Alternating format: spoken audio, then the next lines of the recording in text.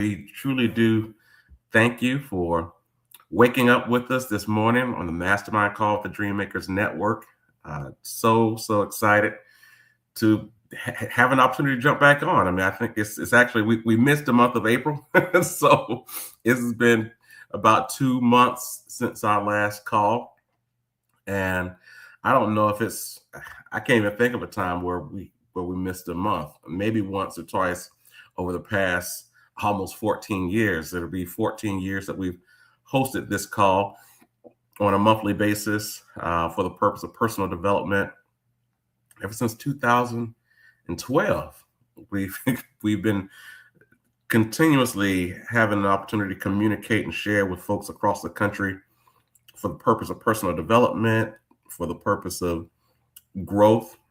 Um, it's personal growth. When we think about that, it's always just cool to connect with people who think it's important to kind of for a moment to kind of stop and pause all the other things that are going on in your life for the purpose to connect with others who are like-minded in the spirit of growth, who care about going from where they are to where they want to be, who think that's a worthy enough of a topic to dive into. Um, and actually, I think the other part is just I think it's just cool to know people who think it's okay to work on themselves. Who just says, you know what, I still have things I want to do. I still have goals. I still have objectives that I want to work toward. I still have dreams. With the Dream Makers Network, right? So I think that's the point. Um, and you never know where people are at that stage of their life. It's always, I will say I have met people who've given up. I will say that's definitely folks who've become apathetic because maybe they've tried um working on their goals and received a stiff arm a couple times to say, maybe not. Maybe they had too many people who were negative Nancy's in their ear saying you should do it this way or that way, and pushing them away from that inner spirit, that inner objective that is only real to you and God. And everybody else saying, yeah, I hear you, but, and when you hear too much of that, that could easily become, something that would make you say, nah, I don't think this is for me. And I'll just kind of go over and do X, Y, and Z and keep it safe. But for the folks who just say, nah, I can't sleep at night. I can't sleep at night because I have this inner message, this inner voice saying, you still didn't do this. As soon as you close your eyes and you're dreaming about the thing that has been in the back of your mind, the things that you think about a lot. You may not have shared it with other people, but you're in a position where I need to get this done. And that's the beginning of it all. And it could very well be the case that, yes, you may be surrounded by people who aren't or will not be a part of your strategic objective, who may not be a part of that growth objective that you're working on. Because for whatever reason, that may not be the reason why they're in your life. But I will tell you, when you do dive into those ideas, when you dive into that spirit of pursuing something new, and particularly pursuing something that is in your spirit, that's something that is an idea that matters to you, you will create a new community. Nothing against the people who are currently in your community, but you will create and attract new people who also believe in that particular objective. Whether they believe in you and they just want to support you and what you have going on, or maybe they line up specifically with the objective that you're moving toward. So, I always try to keep that fresh on my brain to know that, yes, in the natural eye, the things and the people that I need in my life right now to accomplish the goal that's in my spirit, may not be here. But if I continue to move toward and actually kick the tires on this idea and I keep moving in that direction, that those people will show up. Those resources will show up. We've been doing this call for almost 14 years. There is just ample of opportunity or experiences that we can share where that's just been the case. That people who you did not know before ended up in your life, and now they're very influential and beneficial to what you're working on or what that goal was or whatever the objectives that you're working on. And so we just have to know those things are real, which if you make it a fact, then it reduces any doubt that you could have to say, you know what, I don't think this is going to work. So if it becomes a fact in your mind and in your spirit, it will happen. And so I'm just thankful for all of you who've connected with us and who continue over the past several years to share and be, clear with us as to what's going on in your life. And on top of that, to connect us on, I think it's cool that a lot of us have maybe done some business together, but so many of you have become like family. Where we've just become so close and over the years that it's an extension of our natural family. So I think that's a blessing too. And I value that. And I continue to do that. And so thank you for joining us this morning. We're looking forward to hearing from you on today's call. And we hope that this won't be your last time. If you're on for the first time, we hope that this will not be your last time joining us for the Mastermind call. Well, I will tell you guys, there is so much that has happened over the past 2 months that in many ways I'm like, I don't even know where to begin. But I will say one area to begin is the fact that, and for those of you who are on the call for the first time, every summer we host a 90-day goal setting challenge. 90-day goal setting challenge. Take the summer from Memorial Day to Labor Day and just narrow in on specific goals and to measure them, whether it be 1 month we want to accomplish this, the next month we want to accomplish that, the next month we want to accomplish this, and then we look back after 90 days to see what did we create, what came of that time. And even being very specific as to daily goals and intraday goals, and just be in the spirit of creating something that is necessary for the goals that you have in your life. And so we're coming up on that point. And so if you got the message, we're in pregame season. We're in preparation of that. This is the month of May where we're preparing to outline what it is we'll work on for our 90-day goal setting challenge. And I will tell you, and it's important to note that your 90-day goal setting challenge is specific to you. It is it's not something that we're going to share, say, hey, all of you guys need to do X, Y, and Z. This is how to begin to take what you're working on to the next level. And I do think it's important for us to, and I will share this with you so we can kind of get our thoughts lined up with it. A lot of times when we host these calls, that particularly as it relates to starting something new, we are in a situation where we're starting that and we're going to try to create something. We want to put ourselves in a position now to scale what we've already created.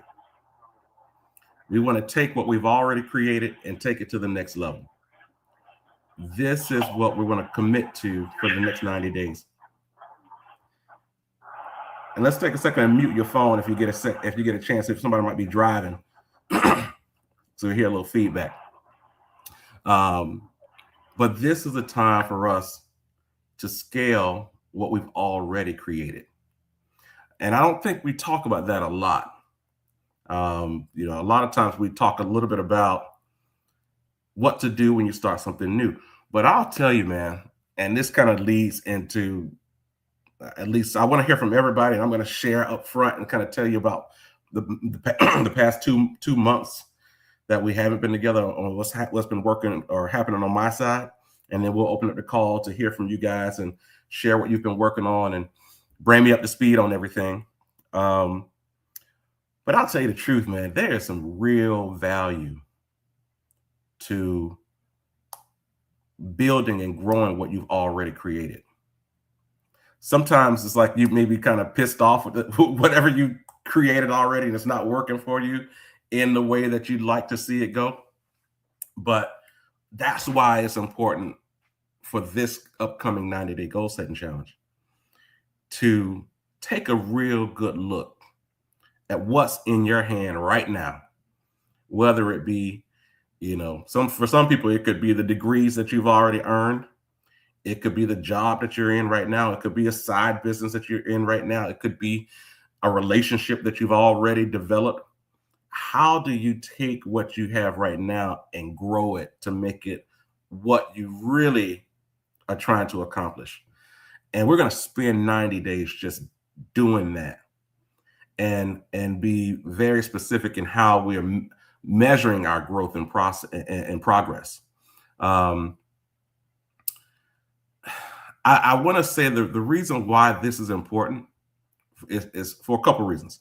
One, we start at New Year's resolutions, and for us over the years, we've kind of started that preparing for the new year before the new year starts. So once October, November hits, we're already preparing for the new year from a practical perspective, from a mindset perspective, and it doesn't start on January 1. So, but during that time, usually that's when you start something new, if you will. If you're looking at your resolutions and saying, okay, I'm going to start doing this and that.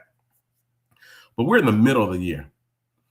And it just makes sense to say, well, yeah, I started something new in January. Here's what it is. Here's where things are now. But I want to take what I've already started and scale it and grow it. And then the question is, in what way? In what ways can you take what you've already built and make it better? There's a book called From Good to Great, and really outlining processes, which I think everybody should get that book, that really outlines the process to go from good to great. And why do you even do that? And it's important always, and we've always shared on this call, that if you're going to spend your time growing something, it should be lined up with your business objective, with your personal family objective, with maybe your spiritual objective, your financial objectives. It should matter really to you and those who you're responsible for, if you will. I had a call or a meeting earlier this week, and I just got to tell you, there is a lot of value in building something that is unique to your viewpoint in life, the way you approach the world, and to be able to share that and communicate that with others. And I had a new prospective client meeting earlier this week, and it was so interesting because as I began to share the work that we do with Engage Wealth and why we do it and how do we get to this place and what was I doing before that led me to this business and the mission of the business. I'll be honest with you, the more I talked about it just in the presentation, the more I got excited, the more I felt, the more confident I felt. And I would say probably the more the more of an impact that I felt I would be able to make in their organization, because I was speaking from a place of purpose. And it's amazing because for those who've been on this call for years, know the other side, how things were and trying to one day, possibly, hopefully, get to that space.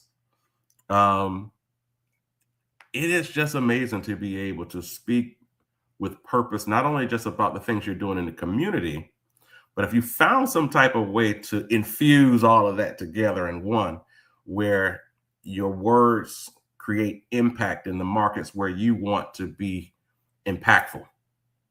That is, I would say, the push that I have every day at this point, because through, folks who've looked at me crazy said, why would you do that? Why would you spend time doing this when you could have done that? And something that they may see as much more lucrative financially and things like that. But I'm like, you don't know my financials. Like, and you don't know what we're trying to accomplish in my household, right? So it's important for us to build something that's specific to our objectives and not somebody else's idea of what they may see and view as success. But what does success mean for you and why? And if you can answer that question for yourself. I was just in a conversation earlier yesterday, and we were talking about the things that are happening in the city of Baltimore. And in the month of April, they had, and if you know Baltimore and the history of Baltimore and just violent crime and things like that, it's been a challenge for decades. For decades. Like, we're not talking about a couple of years or one bad mayor and all that jazz. We're talking about decades. And I would say, realistically, ever since the late 60s. Baltimore has had that challenge. And in the month of April, they recorded 4 murders in the month of April, which was the lowest amount of murders they've had since 1970. And there was a guy who was like, I don't believe the numbers. And it was just all types of like unbelievable, I don't believe it. And, it's a horrible city and all these things. I'm just like, what does success mean for you for this city? Like, give me a view of what success looks like for a city that is moving in the right direction. How would you measure success? And, this is all on the comment page of like the Baltimore Sun and all that jazz. And I'm just like, it's important to make sure you got the right people in your space, the right people who you're communicating with, because there's some people are just completely pissed off at the world for no reason. Like, that's just, and in some cases, it's a situation of the way I see the world. I can't even digest the fact that and now just to rip the Band-Aid off, that a city that is predominantly run by Black people, that is a predominantly Black populated city, could have successes, that could make moves to have an outside investment come in to address areas that are outside of the city's budget, and all these things, right? All these measurements of progress. And I'm like, if that's the way you see the world, and I'm sorry for you, because there's some stuff that all of us, that we were kind of the foundation of our thoughts and thinking, that sometimes reality pushes against that. There's some things that we were told as kids, that by our parents and the people who surrounded us, that this is the way the world is. And then you went out and experienced the world. And you saw, that's actually not true. It's actually not true. It was your experience that was the way the world works, but it actually worked a little different for me. And that's the situation that some folks are going through. Like, literally, for some folks, if the world is different, then that means my granddaddy lied. That means my grandmama lied to me. That means my mom lied. That means the pastor at my church lied. Like, all of that. And that's just too big of a pill to swallow for some folks. But the reality is reality. The numbers are the numbers. And so we have to make sure that we have I guess, the good part about this, and it leads to my own experience, is that when you do make a decision to pursue goals and go in a direction that is in line with what you're hoping to accomplish in this life, you will create the necessary round of people and resources to help you get there. And it won't be the negative Nancy's. I can tell you that right now. There's no room for negative Nancy's when you're working toward an objective, because everybody is focused on, white hot focused on accomplishing the goal. Because if you have committed yourself to personal development, if you're committed yourself to living a purpose-driven life, now there's some people who have not done that, and you have to call that out. There's some people who could be in your family, in your space, who just aren't there yet. And it's nothing against them. It's just that's not where they are. But when you are committed to your goals and where you're going,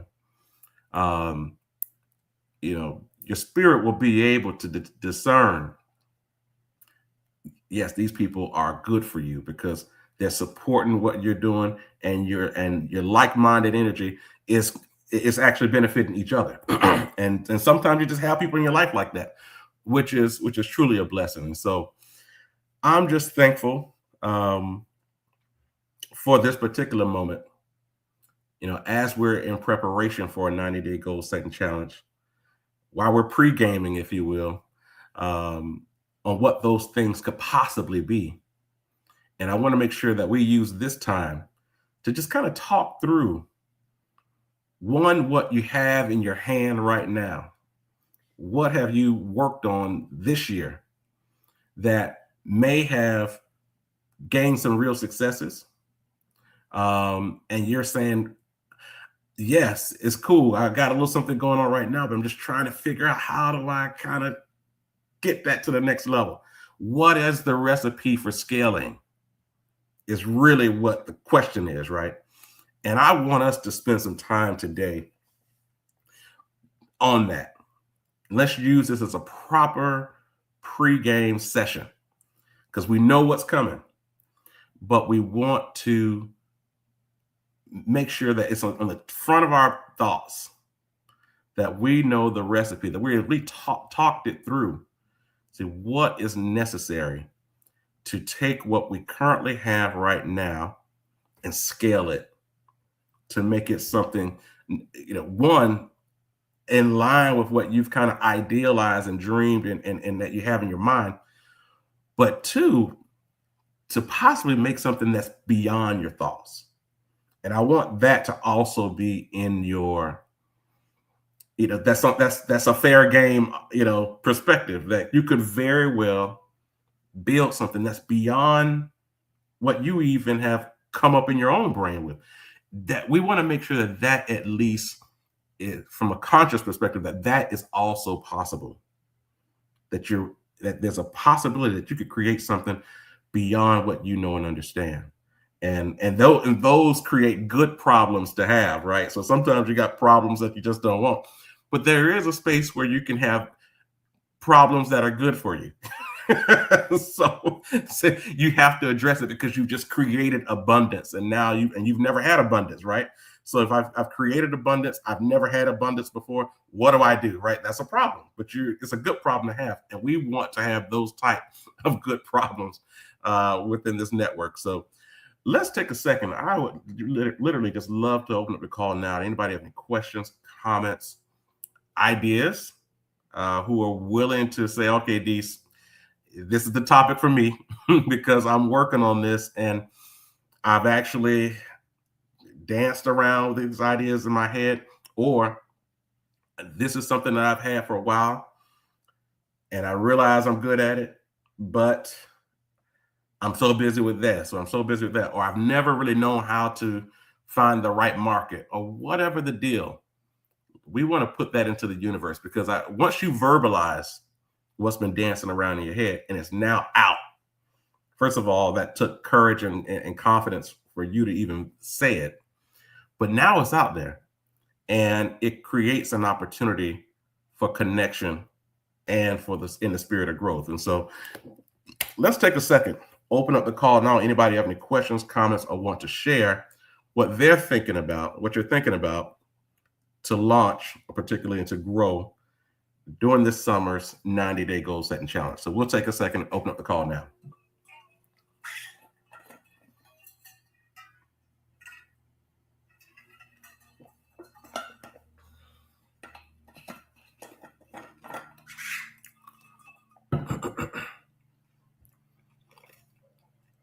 I guess I'll go. Yes. Good morning, everyone. Good morning. So, good morning. What has been in my mind recently, so in 2019, I got my PhD in organizational leadership. I knew when I got it that it wasn't what I needed for the corporate work that I was doing. Yep. But I knew I needed to get it because I could see at that point that we had sort of a gap in good leadership. So I did it, wrote a couple books, textbooks and non-textbooks or whatever, and I just put it out there. But I still focused on my corporate work. As I'm transitioning away from corporate, at least I think, I've been spending a lot more time doing sort of leadership development work until I found my sweet spot in the university level space. Okay. And the thought there has always been that we don't have enough good leaders, but oftentimes those who are, older generation have already, are set in their ways in many ways, and you can do a leadership, conference, conversation, whatever. But when difficulty sets, they revert back to what they've always known and what they've done for the last 20 and 40 years. Mm-hmm. But when you think about, university students, they just left home, they're formulating who they are and who they're going to be in society. And so it's just felt like that is sort of that right time to hit them with a better way to look at leadership, a better way to deliver leadership that is more impactful, that leaves people, whole and still allows you to accomplish your goals into longevity. Mm-hmm. And so with that, I spend a lot of time sort of doing these leadership development conferences at universities. And I've been doing it, I've been self-sponsoring it, using my own funds to just make sure that it's done because I believe the students need it. Yeah. And for me, as I think about, these 90 days that are coming up, I think the biggest challenge or the goal that I want to set in front of myself is how do you move it from something that you're delivering and you're funding out of your personal savings to something that is being funded by others in the osmosis that have a heart for developing leaders but may not have the time and the knowledge to deliver it as you do. So that's sort of a big thing that's been in my mind as I think about, okay, what's the next phase and how do you expand what you're doing? Mm-hmm. Well, first of all, I'm glad you articulated that way, right? That kind of speaks to exactly what I was just sharing as you begin to combine your passion and your profits. And a lot of times passion comes first, right? It's like you start out on the road of creating something that's based on your ideas, your passions. You putting your heart on it, you putting your own money into it and waiting for, hopefully the profits will come, right? And that's the right thing. I will tell you, that's how I built my business. I'll give you just a quick example of that. Last Monday, or maybe 2 weeks ago, Monday, 2 weeks ago, Morgan State had their foundation event, and they were supporting all of just kind of recognizing all of those who sponsored events for them, for the foundation over the past several years. And I was invited to it because I had sponsored events, particularly as we were launching Engage Wealth 2 years ago. And each year I said, okay, I'm going to do this every year. Find the things that I can sponsor that will, one, the sponsorship in and of itself is great because we know that the money is going towards scholarships for for African-American students at Morgan, which increases their ability to attract students to the school.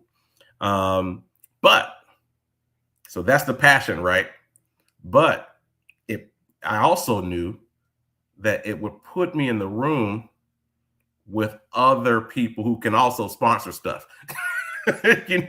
So it's like, well, who are these other people who have resources enough to sponsor things, right?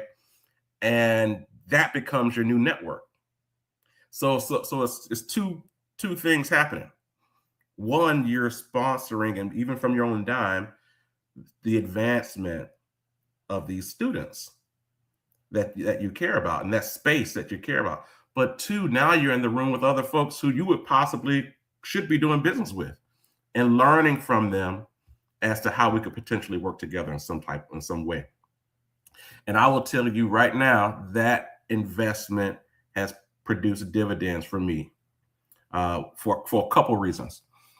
One, if you see that now as a potential, it's something that you will do going forward. So you get in that cadence of how often are you participating in events like that, and which ones, and just really making those colleges, universities, leadership development a part of your target market.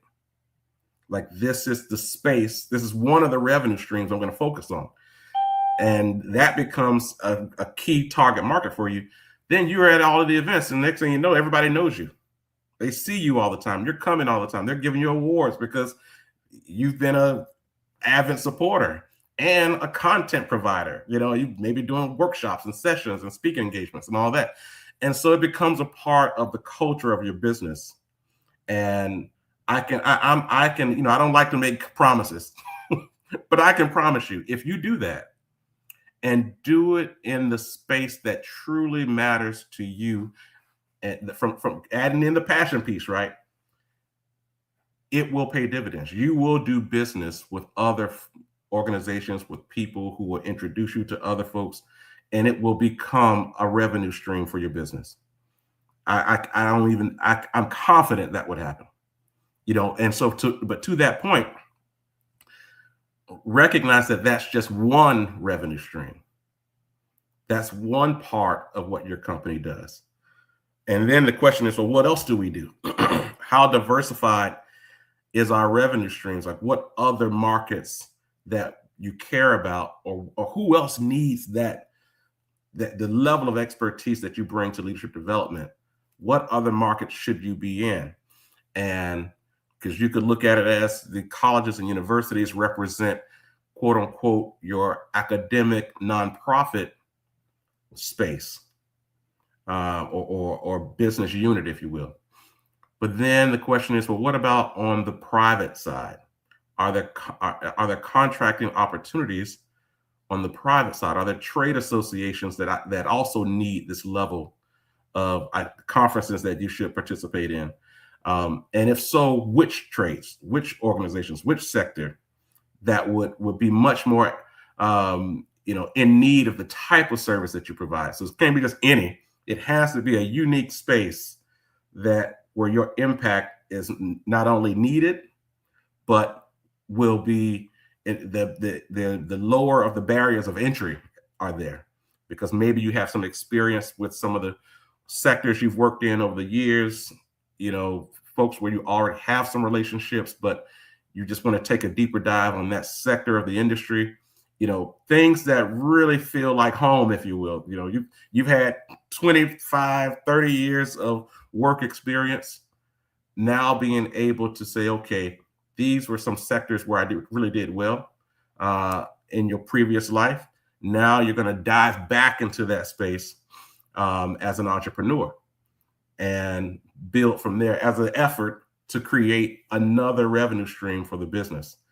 And the great part about that is you're still doing this as it relates to creating a target market specifically for the uniqueness of your business. It's not following somebody else's model, but it's who do I really want to help and why? And of that, once you answer that question, because that should be the first question. Once you answer that question, okay, great. Which of these markets would be most profitable for my business? Because it could be the case that, who do you want to help and why could be, as a vast, group of different sectors, but it may not be profitable. So the question is, okay, of that, which of these areas could be profitable for the business? And then you begin to kind of build systems and business model for each of those business units, if you will. That's my recommendation when it comes to that. So I would look at those sponsorships that you're making as the right thing to do. But when you're there, you look at that sponsorship as an investment with an expected rate of return on that, right? So how am I going to get a rate of return on this? Who did I communicate with? Who the other sponsors, and while you were there, am I building relationships in that space? And so test that out and let me know what you think. So if I could have been like snapping my fingers and clapping as you were talking, yes, I was doing all of that on mute. Perfect feedback. Thank you so much. Yeah, and I'm excited. Keep us, because again, it keep us plugged in, especially as we get into the 90-day goal setting challenge. Because when we talk about measuring that type of activity, the first question is, all right, what's the next conference you're going to? Are you a vendor or are you a spectator? Did you get a chance to, you have a speaking engagement, or did you get a regular ticket? Like that type of just data is valuable, right? Because it lets you know what you need to do. If you're a vendor, but you don't have a speaking engagement, then what do I need to do as a vendor to make sure that I'm getting in front of enough people to know that my service is exactly what they need? If you're a speaker, then the question is, what do I need to make sure that this room is packed out when I give my presentation? Just those little measurable steps, because all of this requires work, right? So you may have to get some volunteers, especially as an entrepreneur. You may have to bring your cousins with you and say, hey, we're speaking over here, or whatever the case may be, and while you're building this business, right? Bring a helper with you, but we have to be in a position where we are measuring the time that we spend on things that we believe is our target market. We have to test that too, right? Because especially when we're trying to build these purpose-driven businesses, right? And I'm saying that because that is my life, right? trying to build a purpose-driven business. Say, okay, well, if this is so purpose-driven, this is for-profit business, right? This is not some charity, some public charity, but this is a business, right? And that is with an objective of creating profits. So when you do go about building a business like that, and this is the real truth, like you could very well, right, have attended the conference, sponsored an event, just became overwhelmed and enjoyed the content and the message. Like this is your jazz. Like you're at the right conference for you as a person, and it could bear no fruit for business, right?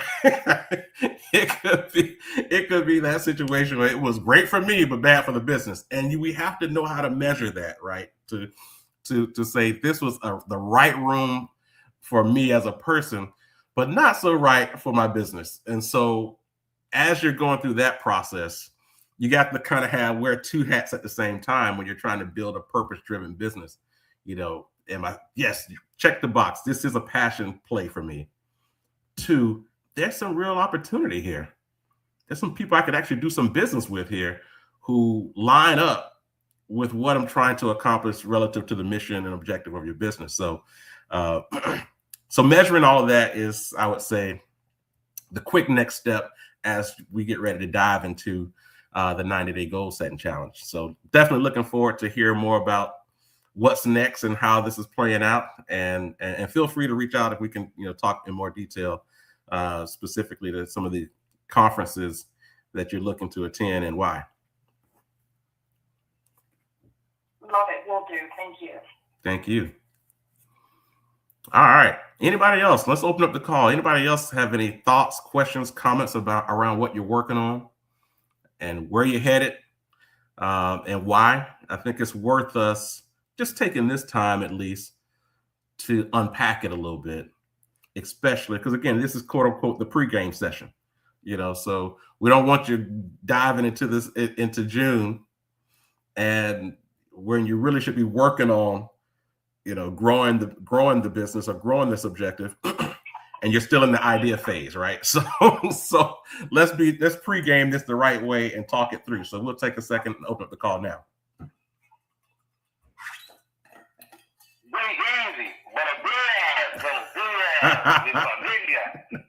My brother.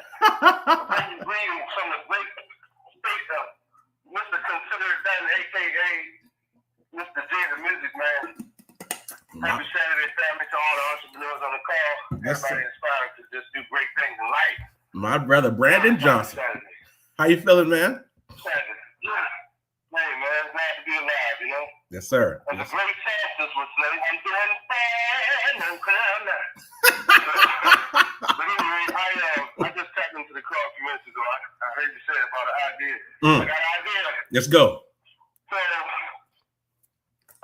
I realize in this industry, there's not a lot of project management development when it comes to residential construction. You find project managers, if you go work writing in China, if you go work around the homes, all these other places, but when it comes down to like the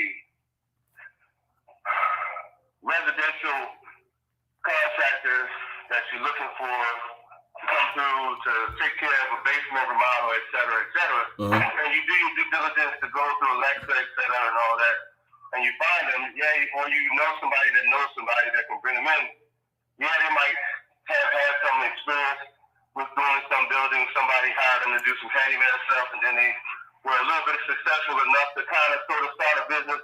There's a lot of that going on. So with that being said, I realize there's a void and there's a need for more structured understanding of what really is involved in this game in project management on the residential side, and starting on the residential side into like light commercial.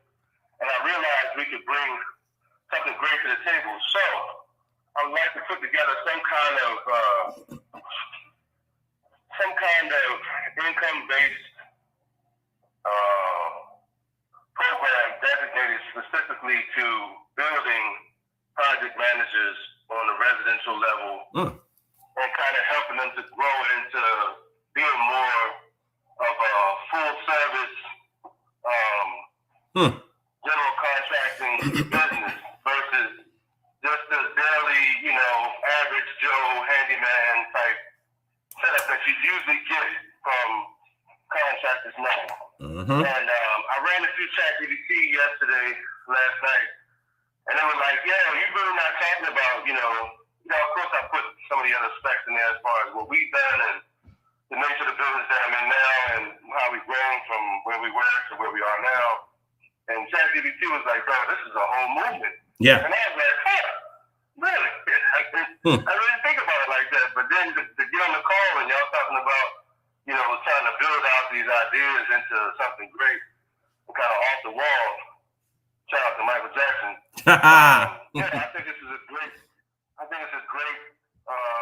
avenue to get into. And I've always had this mindset. I went in the chat and I was telling Chat, look, I would like to set the business up so that we have 4 project managers, and under each project manager we have at least 1 lead carpenter, and then the other 2 could be a journeyman or 1 apprentice, and kind of set up the teams like that. And I want to develop 4 teams, but the end-all be-all goal is not to just have them work for the company, but to understand the full measure of what it is to take a project and get it done under budget, on time, and to have satisfied clientele and keep building. And then after that, allow them the opportunity to acquire, like as a PM, you have to learn the game of acquiring more business and acquiring more opportunities.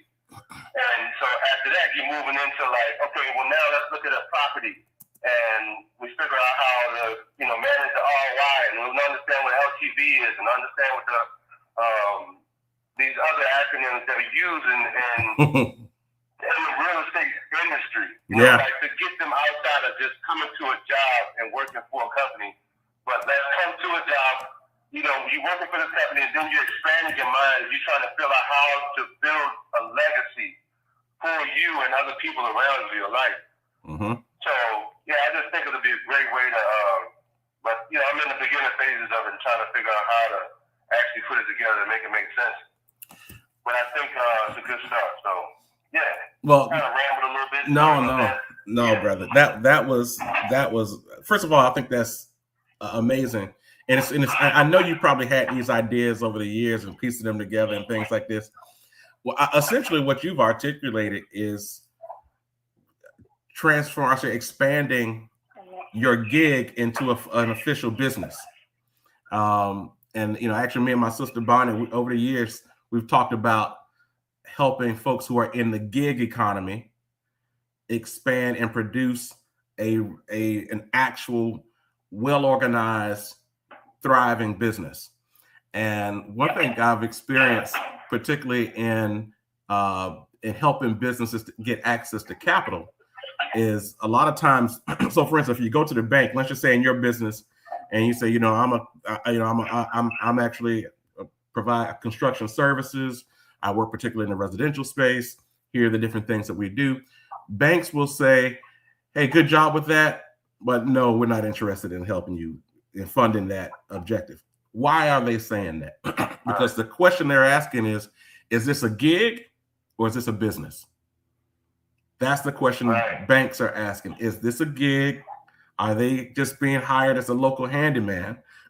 Or do they offer a full service suite of products and services for their clients that can create some recurring revenue, that can create like these big jobs that has multiple revenue streams, that's systematized with back office systems, that, you know, the whole deal. And what you're that's right. That's what you're outlining, because you basically were already talking through what the operating process is. What, you know, so for instance, if you bring on, you get a construction job, you bring on someone who's, yes, they may be the person doing the work, but they're also the project manager, and they're seeing that project from beginning to end. And what's the process to do that? Especially if they're only an HVAC guy, but you're trying to promote them and educate them on how to look at that project, not just from how well did I do it, but did I do it on time? Did I do it under budget? You know, all those metrics that creates a thriving, healthy, financially healthy business. And so I would say to you, you should, number one, you definitely should do this, and think about it. Make sure you have at least a minimum of 3 different revenue streams that creates recurring revenue. You know, so let's just think about it practically, right? Let's just say I come to you and I say, Brandon, I just bought a plot of land, and we want to build our forever home, right? So Maria and I want to build our forever home, and I want you to be the developer on that. So I want you to build it. And you say, great. So you go, you get your team together, and you build the house, right? Boom. Is that the end of your engagement with me? You built it, slap hands, paid your money, it's over. Or do you offer a service that means that when something goes wrong in the house, or we want to update something, you know, kind of like how they have like BGE Home and that kind of stuff, like that's built into your business model, where we're paying you every month. If something happens, you're there. If something doesn't happen, we still pay you, you know? And so that type of recurring revenue, if you say, man, I want to scale this, I want to grow this business, but I don't have the cash to grow it the way I need to grow it, then that's when you go to the banks. Or if you come to me, and we connect you with some of the other guys like Meridian Management Group, or some investors who have money specifically for companies like that, to say, here's a line of credit, or here's some ways we can help you get you the access to those dollars through equity. and just giving you an option as to how you want to, what type of money you want in your business to get you the growth capital that you need. But again, having a minimum of 3 different revenue streams that are, and all of them don't have to be recurring revenue, but you need at least one that money's going to come regardless if you did something or not. And the only way you can pull that off is if you can prove to that homeowner that if you don't have this quote unquote, in-home repair insurance or whatever, it could cost you a pretty penny, right? And so, so yeah, man, I think you should do it. Hey, listen, I would love to talk with you in more detail, and we can strategically build it out in a way that reflects what you see in your mind and your spirit for the development of that business. But you definitely head in the right direction. It's good that you have a little AI friend who's helping you, kick the tires on ideas too, because AI definitely can do that for you. Yeah, it's definitely a plug, man. I appreciate that. I appreciate you giving me the opportunity and the time, and we'll talk more on it. Yeah, and think about it, man. But again, like I said, this is the pregame, right? And when Memorial Day hits and we get into June, the question is, what was the first step? We had a good conversation here, but what was the first step to actually moving in that direction? And I would say a proper first step is to document and let your AI friend help you design the business model that has the most revenue streams, that it includes recurring revenue. And you can kick the tires on what they say. They may give you some, cookie cutter generic version of a business model that you can go in and tweak and make it much more in line with what you see in your mind around the development of this business and the impact it can have on your clients. So, and then we come back in June and say, okay, here's what I got, Deese. And it's like, okay, great. Let's take this to the next level. Are you ready to operationalize it? Do you have the people and the staff that you think would be a good fit for this? If you do, let's do, so just really start putting the legs and the screws in and the whole nine, speaking in your language. So as you build the business, so I'm definitely looking forward to kind of seeing how this plays out as we get into the summer months, because this, I can tell you, man, this could be a beautiful business. I'll give you one quick example. I have a client right now who is in the energy efficiency business. And they've done really well over the past 15 years. And they're at a point now where they're trying to figure out how can they get into additional recurring revenue opportunities using the same client. So same client, same house. We just provide energy efficiency for that house or that commercial property. What else is out there? And then the question is, how do I get into those markets? Do I start it organically and just build from scratch? Do I go and try to lure somebody who has a great experience and bring them to your team? Or do I raise the capital and buy somebody's business who's been in this business for a long time? And now you own an already flowing revenue stream of a business that's been going on, and maybe their owners are baby boomers and they're ready to retire and figure out a way to sell the business. But the fact is, you look at what you think your company needs, and then you begin the process of figuring out how to get it, whether you do it organically, whether you bring in somebody who has that expertise and hire them on your team, or you just go and buy a business that's already producing the kind of revenue stream you're looking for.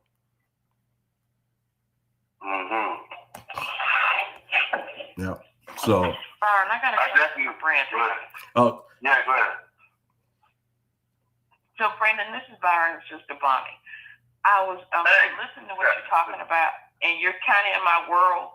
So my question to you is: are you seeing that you're in this residential space, residential construction space, and you're looking to partner with other people who are kind of like handymen, but they may not necessarily be general contractors. They're not necessarily licensed.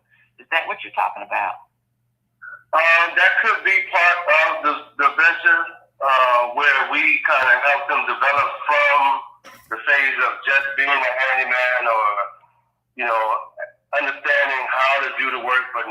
operating fully as a business, as a functional business entity.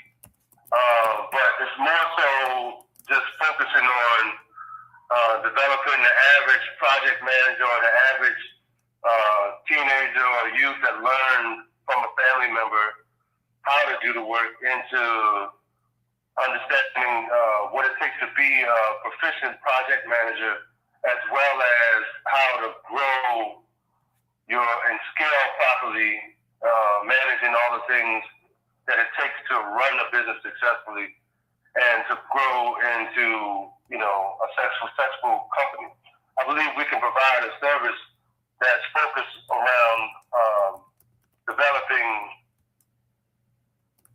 the contractors into being more proficient. It's a sad case in this industry. It's like there's a lot of guys that know how to do it, but they don't run the business right. I mean, we done went through two big organizations. One of them Listing Profit, another one was called Built It. And these people, they got millions of dollars coming in. They were doing $250,000 acquisition for, a small building and running $4 or $5 million operations a month. But at the same time, we got a small, like for instance, we got this job with Calhoun. This company, Listing Profit, they have like over 260 projects going online on their CRM all up and down the East Coast. When you look at it, it looks like a profitable industry. And we got a job on Calhoun where they pretty much took the client's money, $50,000 draw. They took $40,000, put it towards something else, and now they can't finish the job. And we're doing project management for them, but it's like we can't manage the project if you can't manage the finance. Exactly. So because there's so many different avenues that comes in play when you start scaling in the business, in this industry, you really have to, like we had a situation where we have a project that the underpinning got held up. And we got a draw for $96,000. Now, holding $96,000 over a year is not easy. You know what I mean? Just holding that in the account and not spending it on all the things is not an easy fit. So being able to do that successfully is just was proof to me, like, if we can do it on this small scale, and y'all are a large organization, and y'all are failing on little simplicities like this, then there's obviously a gap where there's a need for, a more substantial program that's dedicated to helping people understand what it really takes.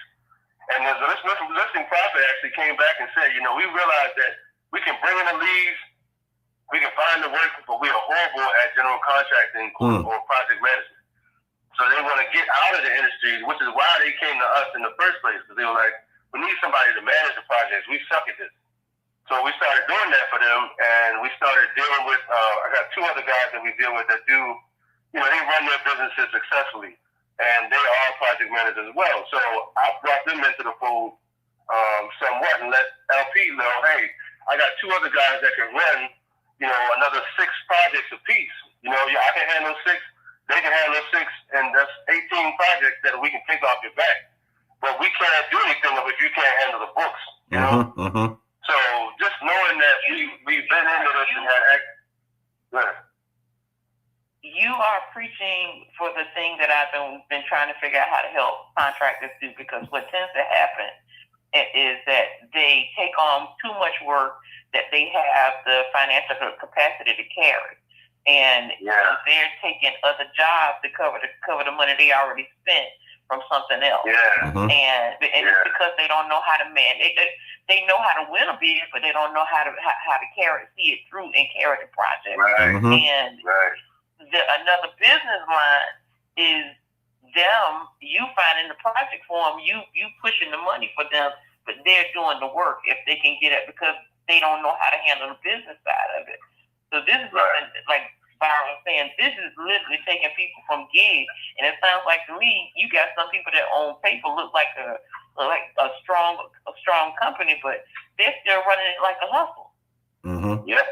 And they need somebody with those project management skills to keep it going. Let me know. I want to be in on that next call you and Byron. Okay, good news. See, there we go. Good news. Consider it done. Consider it done.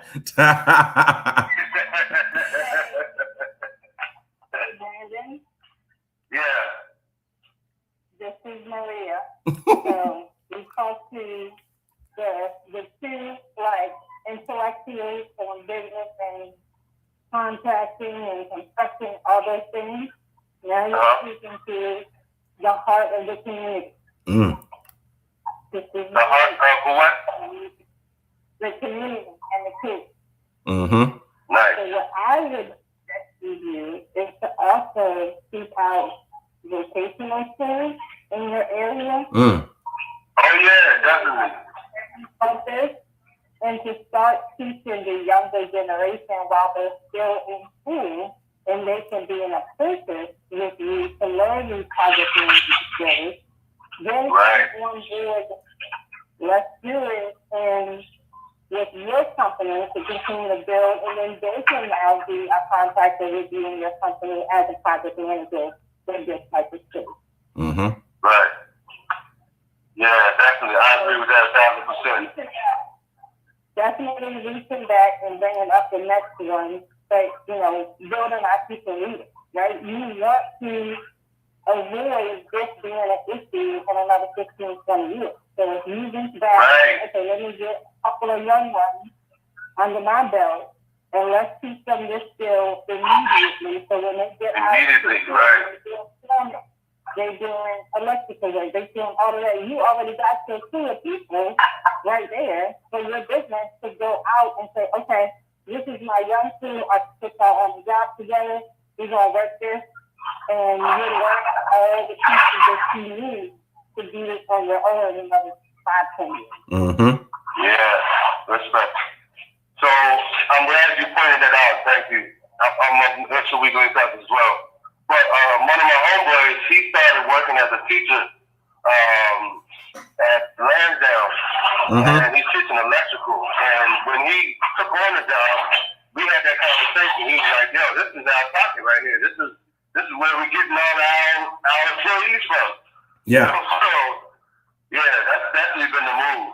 And I want to venture out I want to build a program so that we can talk to the vocational schools and let them know that we're out here looking to build this thing. And in the interest of them joining the team, I think we can have something great within the next 5 years.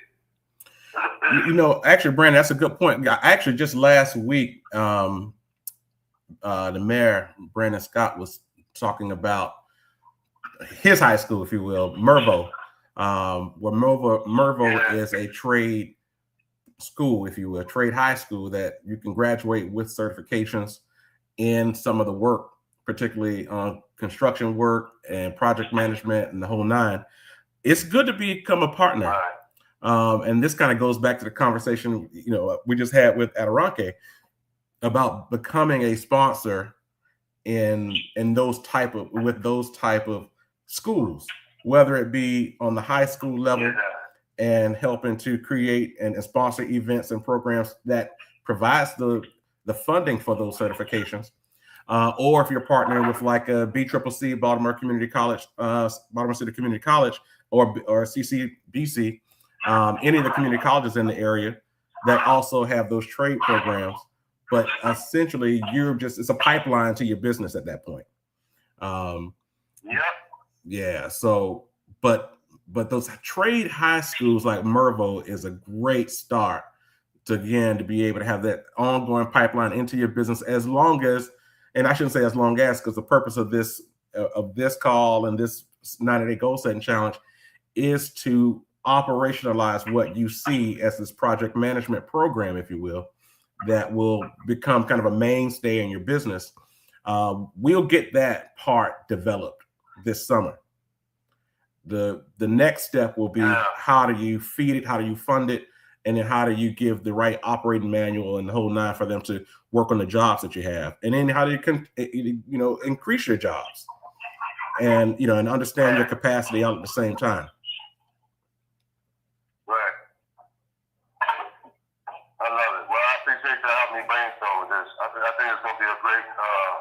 We're going to look down the line a couple years and say, remember we was talking about that program, and now look at Baltimore City and all the surrounding counties getting behind it. Yeah, that's right. And you just heard from our business development, our business consulting team with the Dream Makers Network. So they're gonna take it from beginning to end. Let's go. Baby. I love it. I love it. Good stuff. All right. This is good. Anybody else? Let's open up the call. Anybody else have any questions, comments, or willing to take a dive at highlighting what your 90-day goal setting challenge will be? And let's begin to unpack this thing. We'll open up the call now.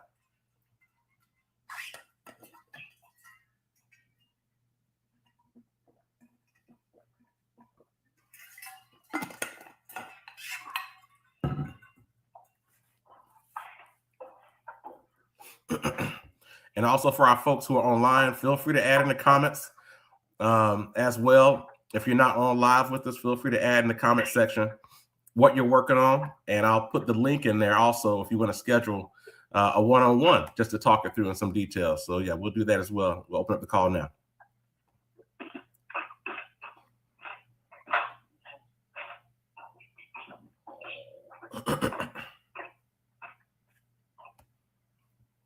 All right. Well, listen, this is great. I think it is definitely important for us to not be afraid of our ideas and mainly not be afraid of verbalizing our ideas. I think that's usually the issue. Folks aren't willing to put it out there. They're okay with thinking about it with themselves and maybe a trusted person, but not putting it out there and saying, here's what the idea, even especially if it hasn't fully formulated. It's just, oh man, I think I want to do this, but I'm not sure exactly how that works. Like that's the purpose of a mastermind, and create and verbalizing what your ideas are in a room full of folks who are like-minded and who have a natural objective to see you succeed in that. Because the one beautiful, unique piece of creating masterminds is that we recognize that it's reciprocal.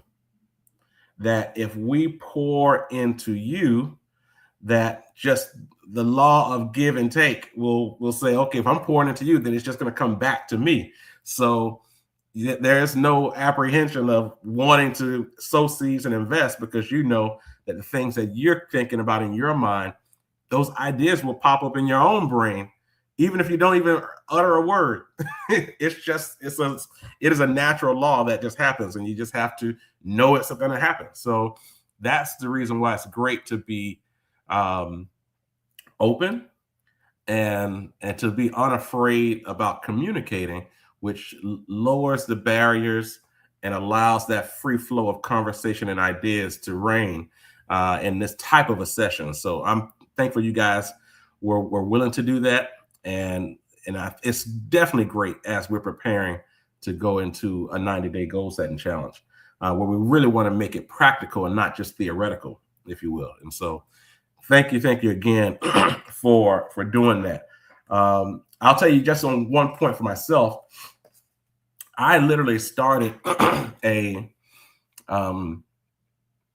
started studying to become a chartered advisor in philanthropy. And so folks say, why would you do that, Dees? Like, aren't you a financial advisor? Like, what are you doing that? And like you say, all of us have dreams and goals, right? That we're heading to. And for me, I spent a lot of time, particularly on the community side, working with nonprofit organizations, and particularly like foundations and charitable funds and community foundations, to essentially raise capital to support cities where budgets stop. So the taxpayer budgets can only go so far. We don't want the cities always increasing our taxes. So we have to find another way. And that other way is to attract those who do have resources, those who are wealthy in the community, to support the local community foundations, and have the local community foundations wealthy enough to pick up where the city's dollars or that municipality's dollars end. And so But I think, again, like Baltimore City is a great example of that, where, especially in a case where, the federal government isn't supporting, well, at least this federal government isn't supporting, isn't partnering with these cities, particularly cities like Baltimore. So who's going to pick up that bag? Who's going to help fund safe streets and keep crime down and things like that? Philanthropic community has to jump in. And so the thing is, a lot of folks just don't know that there's a such thing as a community foundation, and that I can partner with a community to help keep that community safe, keep that city safe, address capital development projects, all with philanthropic dollars. And so I wanted to take a deeper dive. A lot of people who do have this designation are folks who run some of these large foundations and things like that. But for my clients and the clients that I see in my brain, right, the ones who I envision having to working with, there needs to be a uniqueness to your business offering, and so for me, it would be that world where we bring in, the objective of community, as well as how do we advance the profits for your business so you can create wealth that way. And so we all just have to have what we think is the necessary tools to become what it is we see in our mind. It could be an unconventional approach. A lot of times when I talk to my peers in financial services around what I'm working on, my business model, designations I'm pursuing, designations that I have, they're like, well, why'd you do that? You should have done this or that, like the rest of us or whatever. But, I think, well, and this is really getting into it, I think about, as a student of Tuskegee and Booker T. Washington that focus on self-reliance, I don't want to be a carbon copy of a corporate objective. Major corporations says, hey, we need as many advisors to come in and you get this designation, that one, and go find as many rich people as you can. And let's make some money, right? That's not what I wanted to do. I wanted to create something that would be, one, allow me to be self-reliant, take care of my family and friends and my interests, but at the same time, be able to provide impact in the areas where I feel like need to be impacted.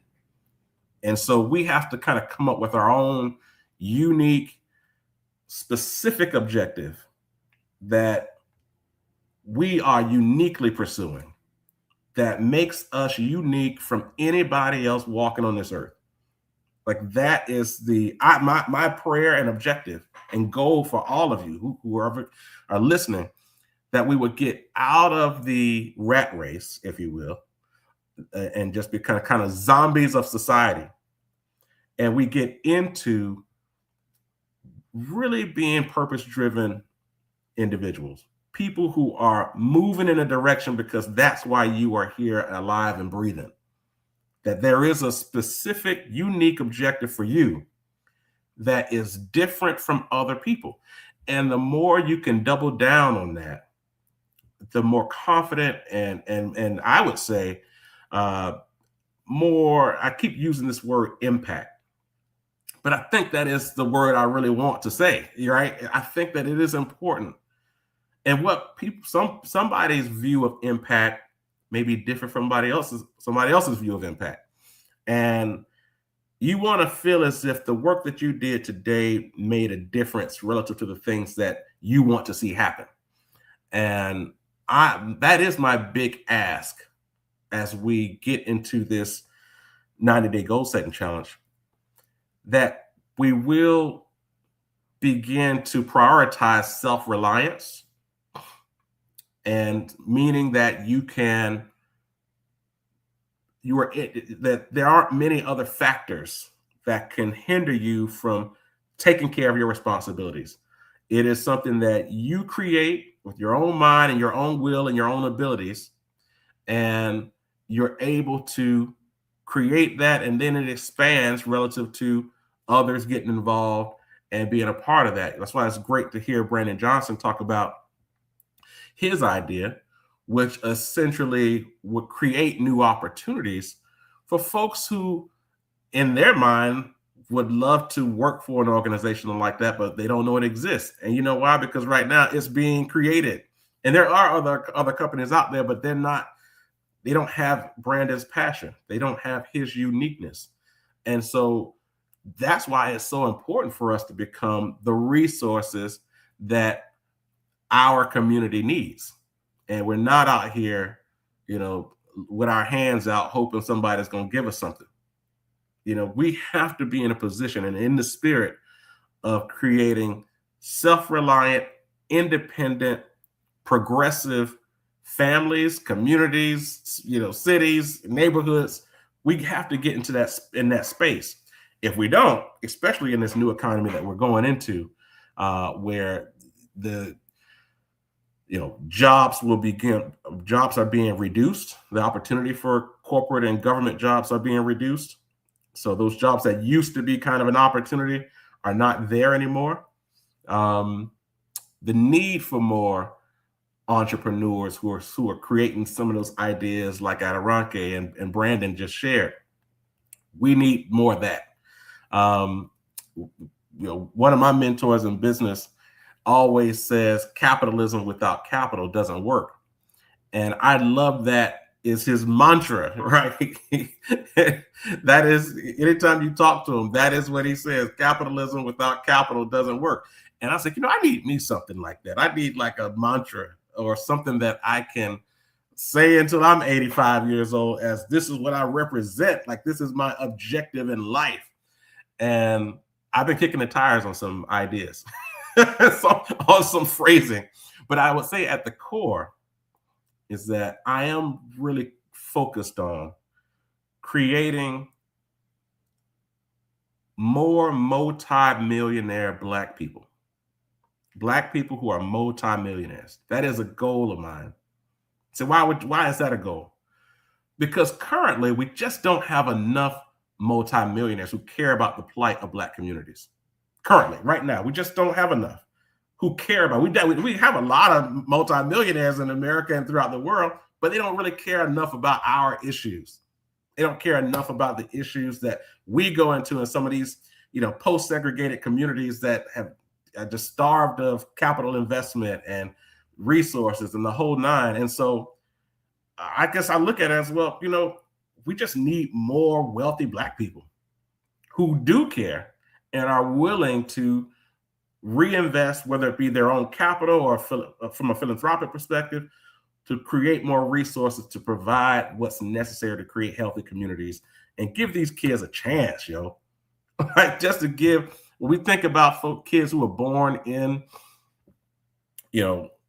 poverty-stricken or working class communities and maybe broken homes, and may not have the right type of family structure to nurture them and help them through these nuanced situations in this world, and particularly in America, it requires more support. It requires all of us who have an opportunity to invest in those areas and invest in the areas that matter to you.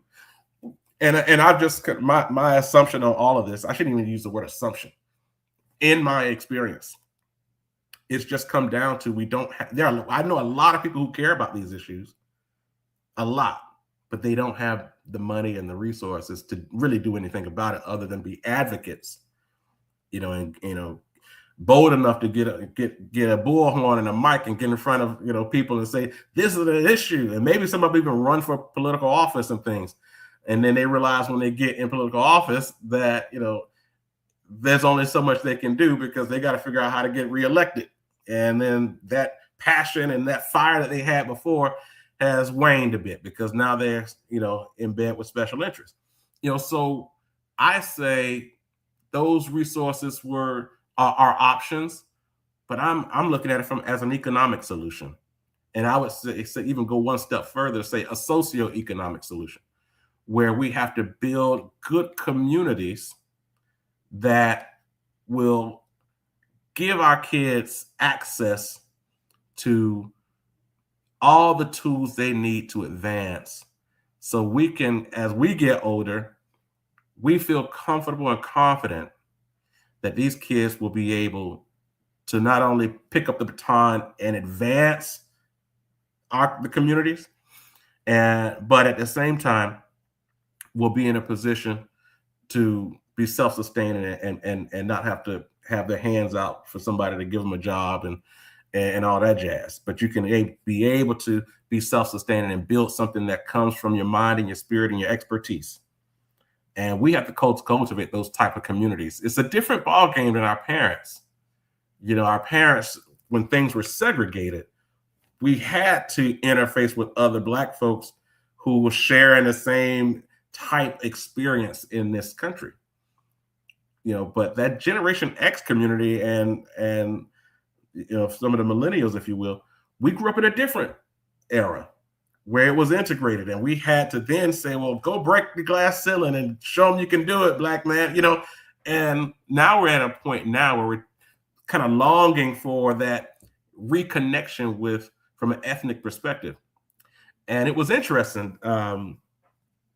So after Jesse Jackson died, I think maybe right after he died, I heard about, and maybe I heard about it before he died, but I got the book that Abby Phillips wrote called A Dream Deferred, that she wrote, the sister from CNN, that she wrote a biography on Jesse Jackson, and she wrote it with him and with his family. And so it was a really good book. I mean, I just finished it last week. And I will say this, you know, I was born in 1979.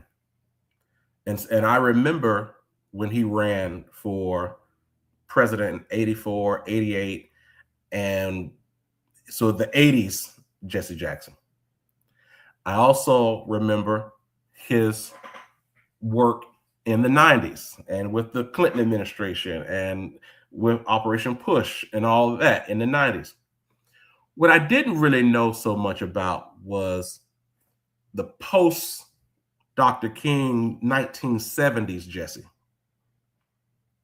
I did not know that part. I'd heard a lot about him as a right out of college with Dr. King. You know, I'd heard some of that. Let me say that. I'd heard some of that, and the book really unpacked exactly what he was doing with Dr. King during those early years and his early right out of college. But the 1970s, I would say, was a period where I just didn't know much about what Jesse was doing. And I will tell you the truth, it was eye-opening to see the work that he was doing in the 1970s, which ultimately led to him feeling confident enough to run for presidency. And one thing that what I took away from that was, in his view, and I'll give you what I took away from it. But in his view, he felt as if, well, first of all, Black America was missing. It was a void of leadership, if you will, after Dr. King was assassinated. And so all of those different civil rights groups had quote unquote leaders, but there was no one person that folks were kind of pointing the finger at. And a lot of those guys were mad at Jesse, which is, I first of all, go get the book. That's number one. I think you all should get the book. Great history lesson. So much packed in there that was worth us revisiting Jesse, if you will. But a lot of them were mad at Jesse because they said when Dr. King was killed, he dabbed his hand all in Dr. King's blood and rubbed it on his shirt, you know, and then caught the first flight to Chicago and got in front of the news cameras and said, "Look, I'm wearing the stains of Dr. King and is, you know, martyred and all that jazz," you know. So that was the whole piece, and so a lot of those other civil rights leaders were pissed off at Jesse Jackson for that. But in the 1970s, it was interesting to see how he essentially was trying to create a plan, a plight, an agenda, if you will, for Black America, and it outlined it under a motto of the 3 E's. And the 3 E's was ethnic, ethical, and excellence. Ethnic, ethical, and excellence. And so when you think about ethnic, right? So being Black and proud, right? So you heard about that chant throughout the 70s. I'm Black and I'm proud.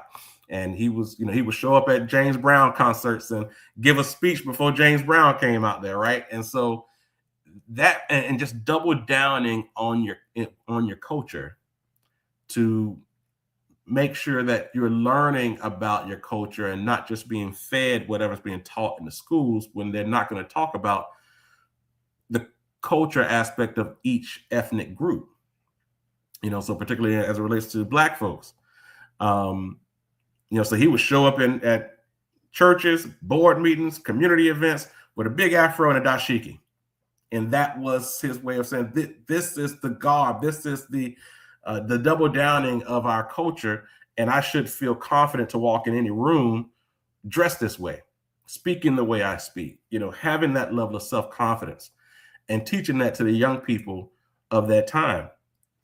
So to be ethnic, to be ethical, to mean one, have morals, to have morals, to make sure that you're not becoming a leader with bad character, and then to be excellent in all the things that you do.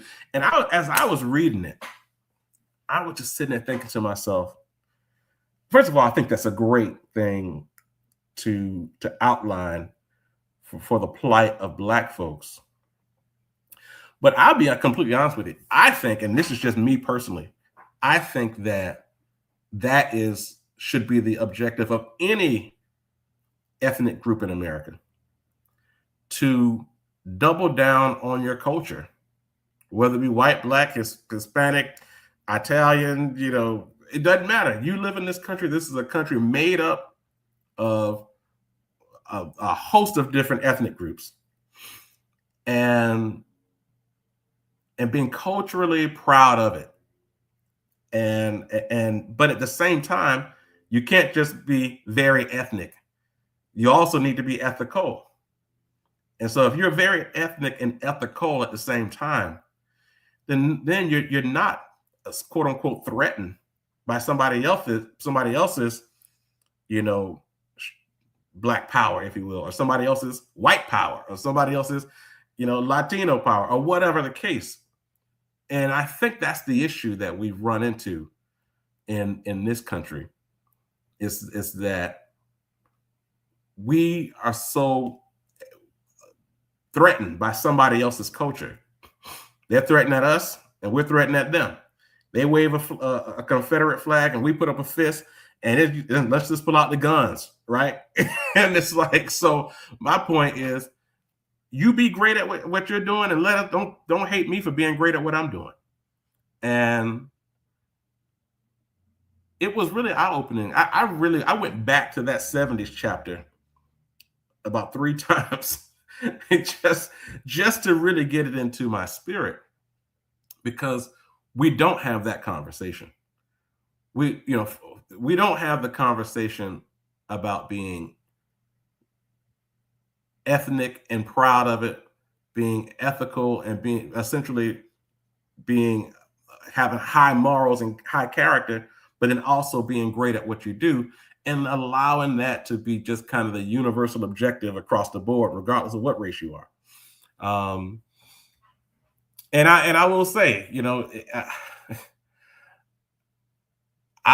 really resonated with me, especially as I continue to dive deeper into the work that Booker T. Washington was doing, I would say 80 years before that, as it relates to self-reliance and African Americans double down in their communities, but then also being partners with white folks and other folks in terms of building communities. And so I highly recommend this book, A Dream Deferred by Abby Phillips, which really takes a deep dive into the life of Jesse Jackson. And I think it's good for folks to read this book, because if you kind of stumbled on Jesse in the 90s and since the 90s, and he may not be somebody you feel like is worth reading. It's like, okay, yeah, he was doing some stuff and preaching and running for office, but there was a point in time and an objective that he was working on that, I think when we go back to this conversation of scaling, in his mind, he felt that running for the presidency was a way to scale his message. You know, so whether I win the presidency or not, if I run for the office and preach what I've been preaching to the masses, it would add value in our politics and just in the, I would say, in just the trying to advance civil rights and civilization in America. And so, and he did a lot. I mean, I can tell you, Barack Obama, basically, he definitely would not have been president if it wasn't for Jesse, as it relates to the way, you know, the caucus system even works. You know, Jesse fought for them to expand and structure caucuses in a way that would allow somebody who may not already be part of the establishment to run and still be able to get elected. I would even say Bill Clinton had benefited from him too, because usually folks who were from the South, and if you weren't from like a populous state in the South, you didn't have a shot at becoming president. And Bill Clinton's coming from Arkansas. So he created a door for even Bill Clinton to become president. So controversial figure in the eyes of some folks, but now that he's gone and you're able to kind of take a look back, I think this is a worthwhile read for folks to dive into his book, Dream Deferred, by Abby Phillips, on the life of Jesse Jackson. It's fresh, right? Because he just passed away. And I'm sure over the next several years, we're going to see more biographies done on his life from different perspectives. But I like the approach that Abby Phillips took. And I also like reading biographies where it wasn't an autobiography, but the person was alive and played some bit of a role in the development of the book. I always enjoy that. One thing I do try to stay away from when it comes to biographies is hit jobs. Like somebody who had an agenda to set a narrative about somebody's life that meets what they were trying to accomplish or the point they're trying to make. I just like for folks to give us what happened. And then also, but I guess, and this is maybe my own little, I guess my own little piece of it is that also, if someone didn't write their own book, but they did kind of sign off on it because it was part of what they were the message they were trying to get across. So as we look back on these people who've passed away, but we're trying to gain and understand how their piece of how they were trying to build America. America's still just this young nation, if you will. We haven't really been, I mean, some people may say we're not even really civilized now, right? But I mean, you got to remember, man, we were still in apartheid, just a couple decades ago, Jim Crow laws and all this jazz. Like, this is a very young nation as it relates to its ability to be a viable civilization, a civilized place to live. And I think we forget that where we are in the scope of things. And because every day, I mean, sometimes soon we feel like we're making some progress. Somebody says, nah, let's pull this back. Now we got this voting rights issue that's now on the table again. And so, off my little philosophical point there, but I think I wanted to talk about the book and give you guys, something else to add to your library, dive into. It's always good to dive into a book that can take your brain away from whatever you're working on, just to, live in a different time for a second and associate with what was going on during that period in time. And because it does help with perspective about the challenges and things that we're working on now. And we can put things into proper context, because we may say, man, this is the worst time ever right now, 2026. But then you start reading some books that may go back, 50, 60, 70, 100 years plus. You're like, oh, okay, my bad. Yeah, that was a little worse, right? So So yeah, The Dream Deferred by Abby Phillips. Get it. Get it on Audible. Listen to it while you're driving around. That's my recommendation. That's what I did. I hadn't even bought the actual book yet. I want to buy the book, but I'm running out of bookshelf space in this house. So my wife won't let me buy any new books until I figure out what we're going to do with these books. So anybody have any questions or comments? Yeah, I know I kind of dove into that topic. We'll open up the call now.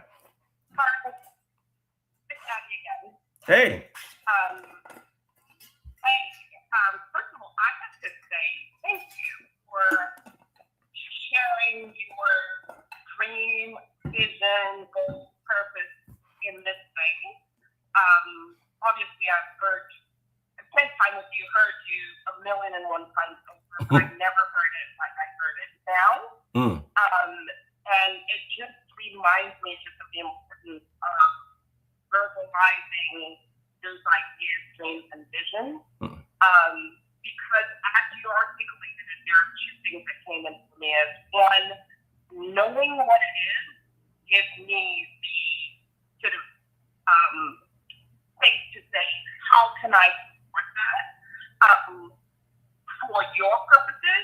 But also it helps me figure out, like, oh, this is why he's doing what he's doing.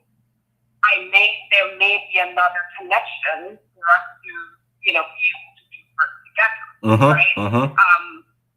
But again, I've never heard it in this way, and whatever you just said just hit home very strongly. So thank you for that, and I'll reach out to you and we'll talk more. Oh, perfect. Thank you so much. I actually was talking about you the other day. There was actually, this is worth talking about. This is actually worth talking about. And I have to be careful as how I communicate this. But I had a meeting recently with a private equity group that essentially owns residential properties around universities. And it was really an interesting conversation. And Adirondack, you can see why I thought about you when I was having this conversation. So relative to folks who own land surrounding HBCUs. And it was really interesting because, and I don't know if you guys know this, but because I was blown away when I saw this stat, that of all of the Black students in college, currently in college, less than 8% of them attend HBCUs. Less than 8% of Black students currently in college attend HBCUs. I was blown away by that number, right? And so I just was like, all right, why is that the case? Why is that the case, and how do we change it, right? And so then as I kind of dove into this topic a little bit more, I realized that there are a couple of reasons. One, a lot of our Black colleges are small, and so, which means that the ability to provide scholarships is limited. And so the ones who actually get the scholarships are like the brightest of the bright, right? So the kids who are 4.2 GPAs, the highest GPAs, I mean, you're getting, that's why, and so I think people don't realize, like, that's part of the reason why Black colleges up to this point, historically, some of the Black colleges are 150 plus years old. Why so many great people come out of Black colleges, because there's limited scholarships to provide to these students. So they have to give these scholarships to the best of the best Black kids in school. So when they go off and become surgeon generals and become all these great stuff, because that was the best that we have to offer. And we hope they come to Black colleges. But the thing is, we don't have enough, and I'm saying we mean those of us who graduate from HBCUs, enough scholarships to offer to the masses of Black students, right? And but let's just say we do. Like just last week, I was at Morgan State's fundraising event, and Dr. Wilson, president of Morgan, said we're the third largest HBCU. Morgan State is the third largest HBCU, and we have to put a stop or a pause, if you will, on attracting more students because of a housing issue and if you go to Morgan's campus right now, there are cranes everywhere. I mean, they're building faster than probably any HBCU, not even just HBCU. They're building more than most colleges, period, and creating new dorms and new schools and all that kind of stuff. So they have capital projects everywhere. But they're at 12,000 students, and they kind of have to stop that.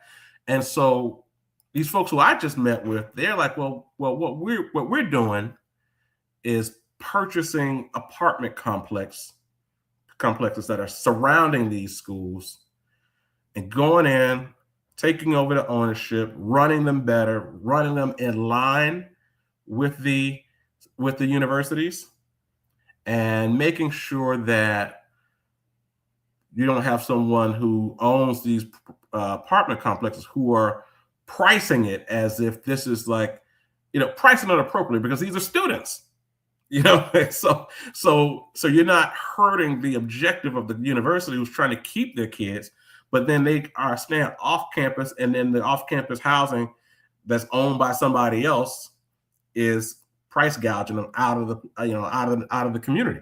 So I kind of thought of it as like just kind of a conscious capitalism development company who's working in line with the objectives of the university. And it was really interesting to see that. And so then the point for me as in managing wealth for clients and saying, well, wow, how do you guys raise your money? Well, we work with high net worth individuals and we're trying to raise capital. And I'm like, well, 70% of my clients went to HBCUs. You know what I'm saying? I'm like, and when we think about asset allocation for our clients, where are we investing? And here's one thing I always say to clients is that I want you to be able to invest in things that you know and understand. So if somebody asks you, what are you invested in? This water cooler financial conversations you have in the office and all that, what do you invest in? You can talk about it with an understanding. If it's a stock portfolio, okay, what stocks do you own and why? Most people are like, I don't know. I mean, I work with my financial advisor, they put it together and that's just the deal, but I'm like, no, if own stocks that you know and understand, meaning own stocks of companies that you spend your money there. How often do you spend your money with that business? Whether it be Walmart or Google or whatever these companies are that you spend your money. And then think about the times when you didn't spend your money there. Why didn't you spend your money at the place where you normally spend your money there? So you can understand how these companies make money and how they don't make money, right? Based on your spending habits with them. And that'll let you know, should you buy the stock? Should you sell it? Should you buy it low because people aren't buying it right now because there's an economic issue or there were job cuts and things like that, but the company's been around for 100 years. It's probably going to still be around for another 100 years. So maybe I should buy the stock because ultimately it's going to come back when the economic swings, and so in that same vein, that's just stocks is just one asset class. But then where else are you invested? And if companies like that who are helping to expand housing on predominantly Black colleges, but not just they work with all kinds of universities, but to expand housing, is this something you would invest in? Because we know that's a real issue in the community, particularly for those who are trying to send more kids, Black kids, to HBCUs. I thought it was a very compelling story and worth sharing, particularly with those who are alumni of HBCUs and understand the challenges of housing. Because I would love to see, that number go from 8% of black students at black colleges to 15, 20, 25%. I mean, how, but for that to even happen, think about it. For that to go from 8% to at least 20%, I mean, there would have to be a mass investment of capital development on these HBCU campuses to bring in and bring in those students. At the same time, not only will it take capital development, but it also requires an increase of the endowments so they can offer scholarships. So that's a hand-in-hand situation that has to happen, because if a university can't offer more scholarships, they're going to lose those students. They're not going to get the best and the brightest, essentially. They and the people who will attend the school will be folks who either parents got the money to send them and they just wanted to send them to that HBCU because that's where they went to school, and they'll fund the bill, or they're going to go in deep debt to go because they wanted to go, and they're going to, have student loans for a long time, So these are the makeup of kids who are in college at the schools that we know and love. Either they are the best and the brightest who the school gave all their scholarships to. The parents funded it because that's where they went to school, or that's where they want their kids to go to schools like that, or their kids are going into debt to go to those schools. Whereas the large universities, they have more scholarships to offer kids who may not have the super high GPAs, but they want to make sure that they just have more scholarships to issue. So yeah, that's just kind of part of some of the things that we've seen over the past couple of weeks. And it doesn't take long, at least for me, it doesn't take long for me to find a new thing to fight for.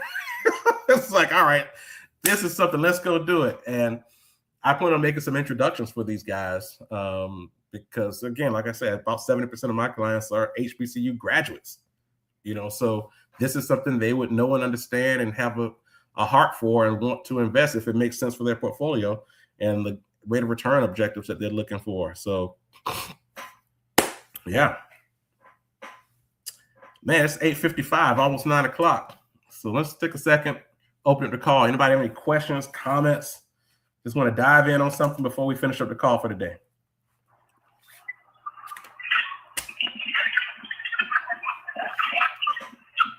Brother D. My man, 50 grand. That's a good call. Oh man, I was almost just gonna let it ride out, man. So everybody have a good weekend. Great call, everybody. Go ahead out there. But I can't. You laid out so many things today. And I'm fired up about obviously the 90-day challenge and listening to everybody's goals and stuff like that. And so when we talk again, I got some stuff, but not gonna drone on with all my desires. Although I know y'all love me and want me to do my best, I got one for y'all. So how about that? That's right. And I'm tripping. I know it's so focused. So why did you talk about Jesse Jackson, man, today? My brain is just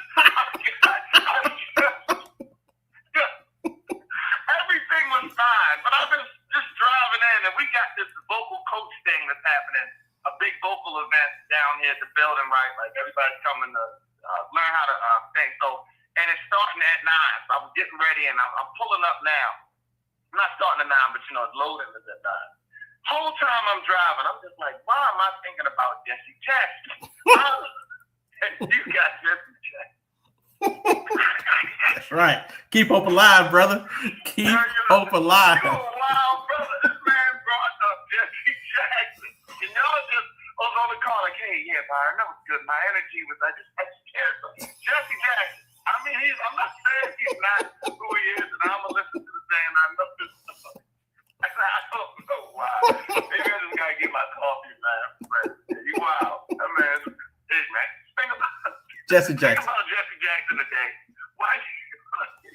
My man. But anyway, I'm excited, obviously, about the 90 count. And I listened to everybody saying on the construction side. I was just like, wow, this is going to be a good one. I can see the brains percolating and the excitement in that realm.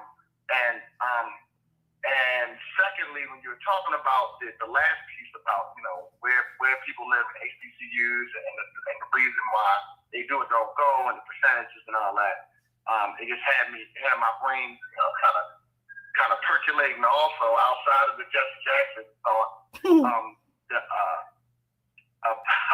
about my experiences and how you know what housing was like, and going to a HBCU in a major metropolitan area and Howard, and the lack of housing, and you know and how we were like just some people stayed over here, some people lived over here, people were, you know, there was a whole subculture that really like introduced me to another form of real estate in the rooming house game. Like I lived in a rooming house. Somebody had converted a row house close to the university where you know students lived. Like it was in essence a dorm. You know, it was a rooming house. Like that was my first. I was in apartments, and they were all over. You know, peppered, and it was like people had found this niche because of the lack of housing and how difficult it was. And I hadn't put the two together as far as attendance and you know and capacity in housing in that way, but because it was when we were there, when you're in it, you're just on desire. Like I want to be there, I'll stay wherever. Yeah, get me in and get me a place to sleep, and we'll figure it out. And when a dorm opens, you know that would be good to get into if one opens. Yeah, but you know, it was crazy. So now that you know that anything as a hindrance at that level to only be 8%, and that being a major contributor. You know, you just always think about obviously the scholarships and then the university's capacity to actually educate those people. You know, so at a certain point, the classrooms are just filled. You know, you just can't keep dumping people in and dumping people in and dumping people in. You know, at a certain point, there's not enough professors and all that. That's the way you think about it. So the living space thing and conjunction is a unique thing. And also, I was like, well, I guess we got to start buying some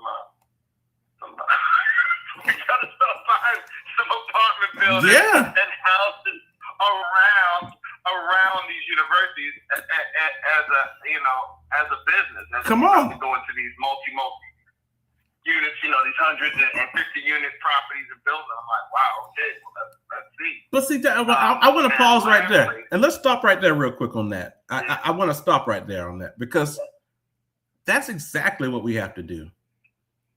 Like we have to. Here's my concern, and you know when it comes to our people, right? We got to get out of the surface. We got to find ways to get in the room where these decisions are being made as it relates to our people, right? So conscious capitalism, right? So if you start thinking about, well, what should I build and what kind of stuff should I be a part of? Well, we could just double down on our own assets, our universities, our churches, our schools, our businesses. You know, we have enough stuff to just coalesce around and say, okay, I'm gonna invest relative to this Black institution that, you know, we can start thinking that way. But we have to be able to articulate what the challenges are so we can know how to build something that could potentially solve it.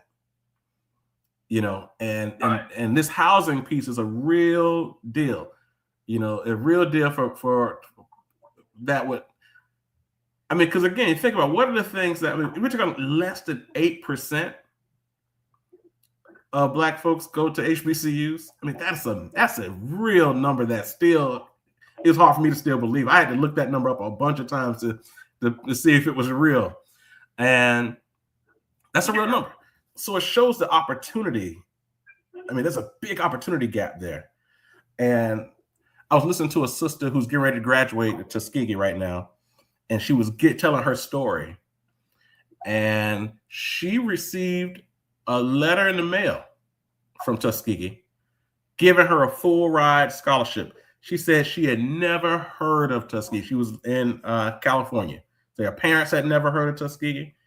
she received a full ride and found out that one of her teachers, who was a Tuskegee grad, applied for her, sent her name and information to the university, and they sent her a letter in the mail giving her a full ride scholarship because, you know, maybe her parents didn't go to college at all, right? Maybe she was first generation and just knew she didn't have the understanding or the resources to know what schools to even think about going to and all. You know, so it is a community effort to advance these kids. You know, Madison was telling me yesterday that one of the girls she goes to school with, who's a senior, just got accepted to Morgan State. And I'm like, I'm not sure how many folks in Central Florida went to Morgan State, right? So I started looking up, trying to find what the Alumni Association was in Central Florida to see how can we double down and support this sister from Sanford who's on her way to Baltimore, right? To make sure she has the community, the support that she needs to be successful at Morgan. You know, we have to begin to think that way. Because the other part to it is, again, we don't live in segregated communities anymore. So we don't know, so the Black community is scattered. It's not densely populated anymore as it was during our parents' time. So we have to create community just so we even know what's going on with our kids. And unfortunately, because we don't have that type of community, a lot of these kids out here trying to figure it out on their own, and it's not working.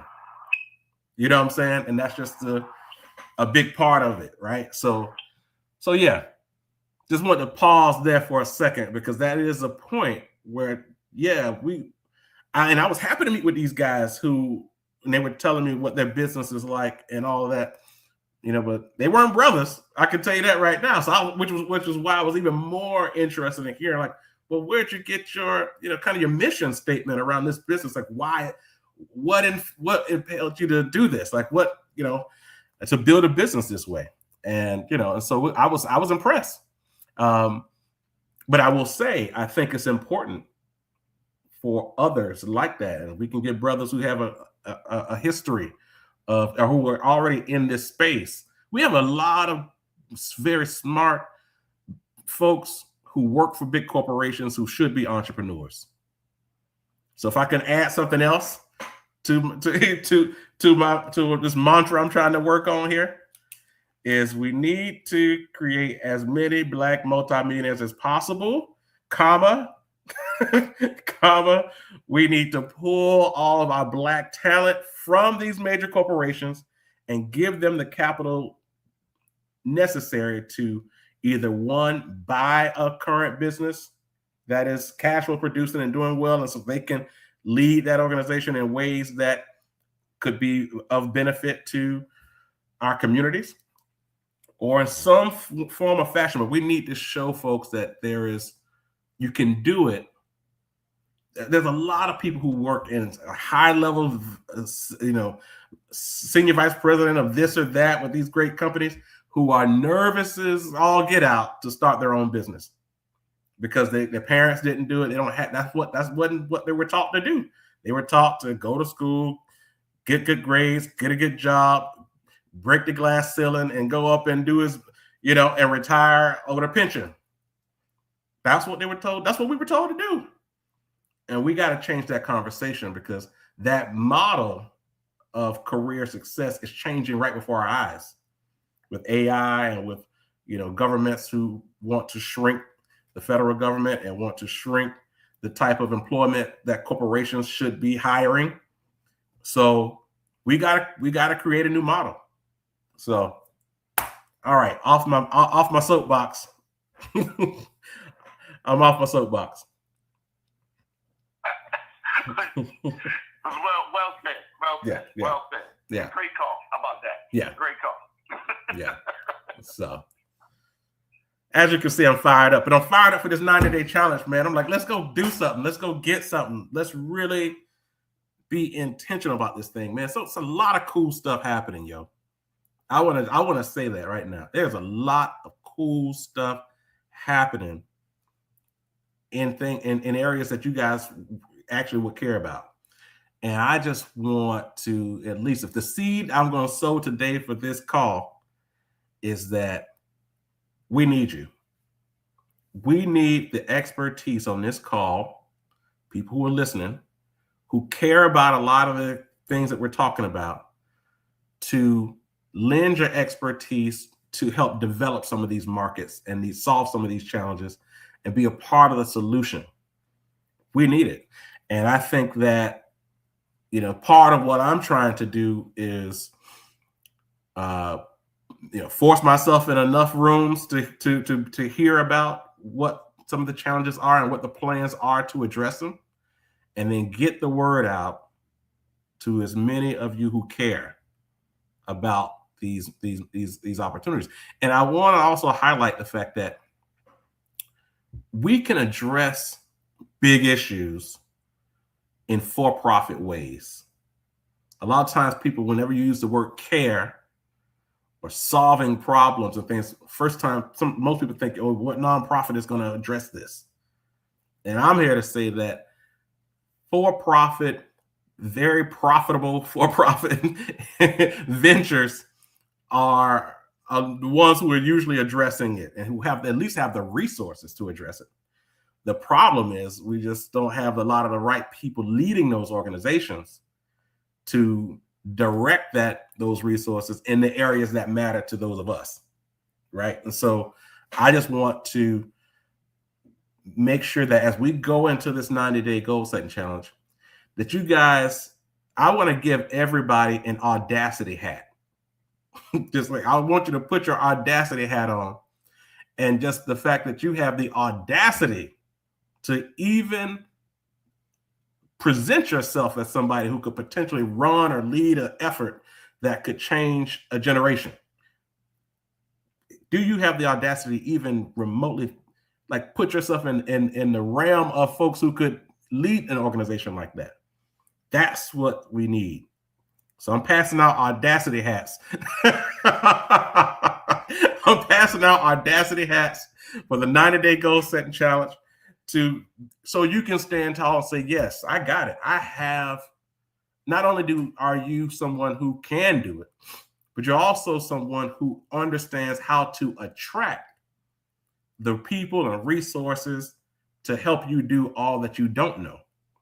But you do have enough foresight and experience to shape and frame the way some of these institutions and businesses should be, how they should approach their resources and their work in ways that could provide the most quote unquote impact in the areas that we need it. And so you guys be on the lookout for your audacity hats as we get ready to go into the summer months.